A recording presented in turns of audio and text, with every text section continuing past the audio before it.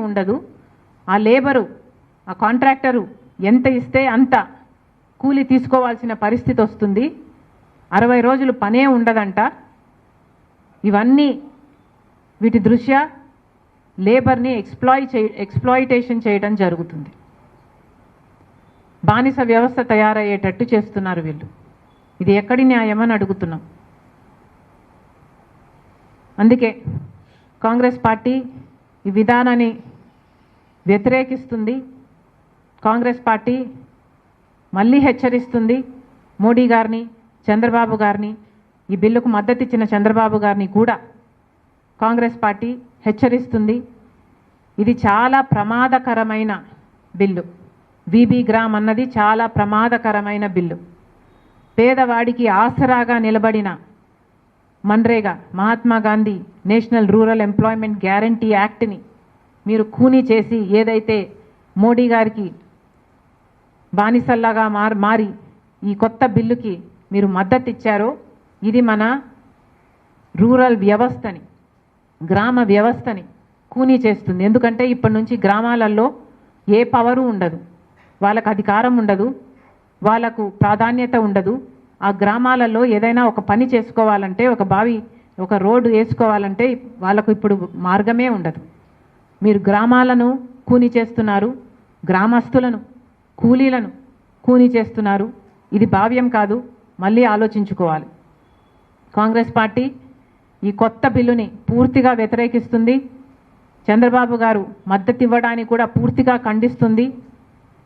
Congress party demand చేస్తుంది మన్రేగా స్కీమ్ని, మన్రేగాని యాక్ట్ని, Mahatma Gandhi national rural employment guarantee యాక్ట్ని మళ్ళీ తిరిగి తీసుకురావాల్సిన అవసరం ఉంది.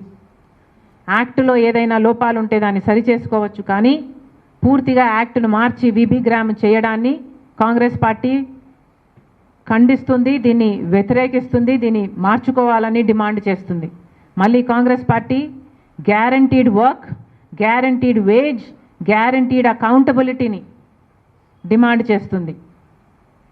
నేషనల్ మినిమం వేజ్గా 400 రూపాయలు ప్రతిరోజు కూలీకి ఇచ్చేటట్టుగా యాక్టులో చేర్చాలని కూడా మన్రేగా యాక్ట్ని మళ్ళీ తీసుకురావాలి. ఈ కొత్త యాక్ట్ని రివోక్ చేయాలని కాంగ్రెస్ పార్టీ డిమాండ్ చేస్తుంది.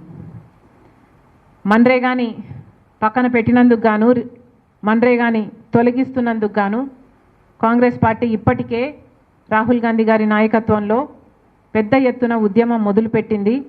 ఆ ఉద్యమాన్ని కొనసాగిస్తూ ఆంధ్ర రాష్ట్రంలో కూడా మేము ఒక యాత్రని తలంచాం. ఫిబ్రవరి 2వ తేదీకి 20 ఏళ్ళు అవుతుంది మన్రేగాని ప్రవేశపెట్టి.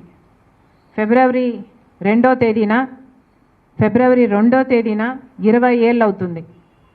ఫిబ్రవరి 2, 2006లో రాజశేఖర రెడ్డి గారు, సోనియా గాంధీ గారి నాయకత్వంలో, మన్మోహన్ సింగ్ గారి సమక్షంలో ఇది లాంచ్ చేయడం జరిగింది. ఈ 2వ తేదీకి 20 ఏళ్ళు అవుతుంది.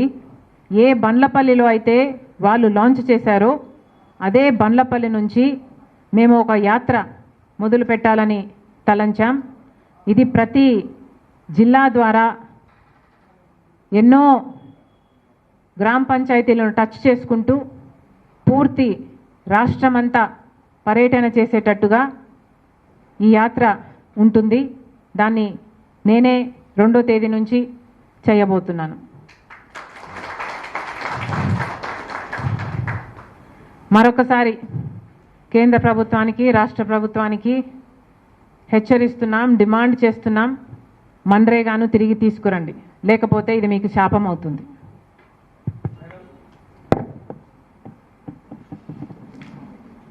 ఈ యాత్రకు సంబంధించి ఒక పోస్టర్ని లాంచ్ చేస్తున్నాం.